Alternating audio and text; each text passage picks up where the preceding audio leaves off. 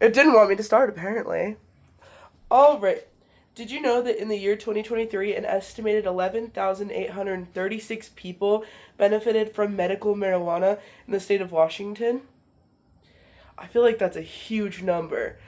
Um, I feel like in the state of Idaho, we should make it so that medical marijuana is accessible for patients with chronic pain that can't be treated with your normal medication.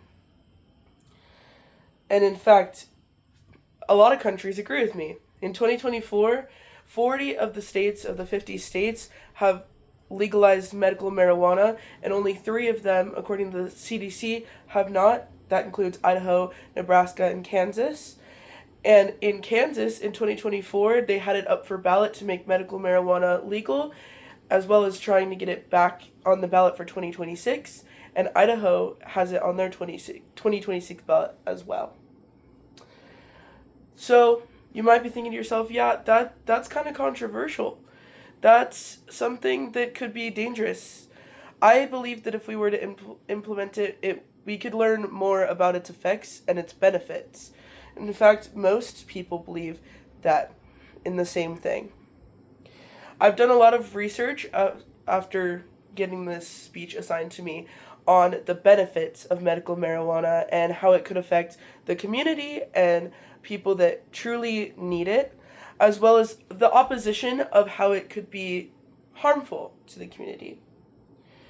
I believe that for my 3 points I'm going to go over today is it will improve the life of chronically ill patients. It'll help with the education in our community, and it will help reduce opioid deaths in teenagers. So let's begin with improving life of our physically ill people and mentally ill patients.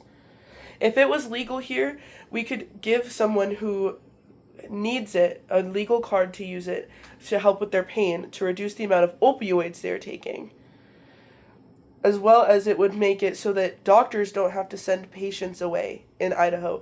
They can have them stay here and they can do their research here rather than making them go to other places like Oregon or Utah, which are a little bit farther away. It can also help with people that are mental patients that also have physical illnesses. A lot of people that have physical illnesses are unable to take psych medication because of those illnesses. And so people with high anxiety and high PTSD, those issues, they're not allowed to take anything to help because of their physical issues. So if they can take marijuana, it can help calm their bodies and help them be stable throughout the day. The way it works for physical pain, in fact, is it blocks the pain receptors in your endocrine systems, making it so that you can't feel it. And in fact, chronic pain affects 20% of the global adult population, making it one of the most common health issues.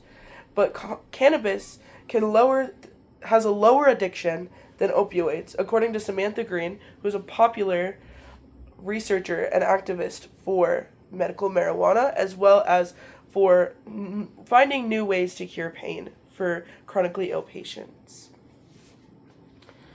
So now that we know some of the ways that might help your patients that have physical pain and mental pain, we can learn how it might help with education in our community.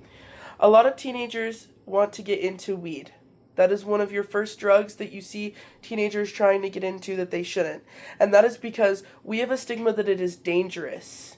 And so a lot of your teens are thinking, oh, it's a dangerous drug. This is cool. I'm doing something my parents don't want me to do, so I'm going to keep doing it because they told me no.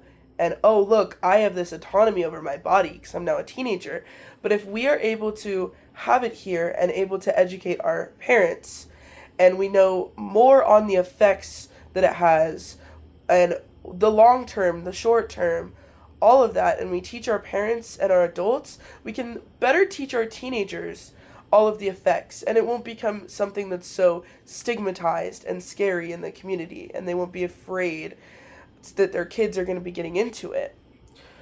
Another problem in Idaho is that we have a huge risk of opioid overdose from teens because they're getting weed or other substances that are laced with opioids, which do something very similar to weed for pain.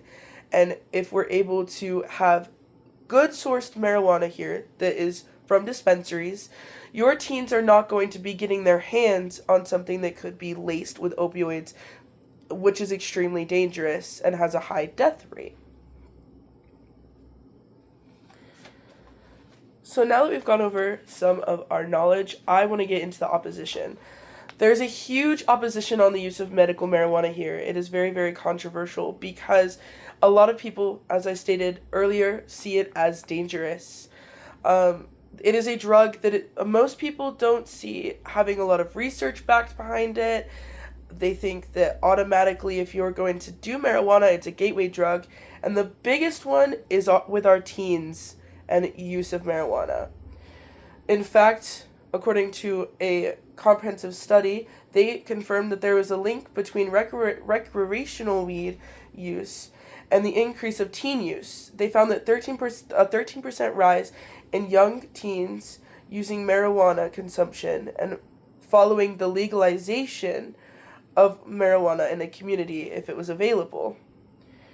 However, if we are only doing medical marijuana rather than just recreational marijuana, teens wouldn't be able to get a hold of it. You would have to have a license and go through several doctors and go through an extensive research before you were able to get your hands on a license, and then you would have to go to a dispensary and show that license and probably an ID, a form of ID, to get a hold of it. So teens wouldn't be able to get that in their hands unless somebody is giving it to them, which is a legal issue. They also think that it is more risk. Teens getting into legalized weed is more risk, but in fact, as I stated earlier, it would put your teens at less risk of opioid overdose. And in fact, in Idaho, for a little statistic, in Idaho, 65% of teens died that were dead. They died from opioids, from illegal opioids in 2024, according to the CDC. So let's go over my points really fast. I said that it would improve life of our elderly and our mentally ill, physically ill patients. It would improve education, and it would reduce opioid deaths in teens. I think that people deserve to have a safe, effective pain management that is backed by science, that is not opioids.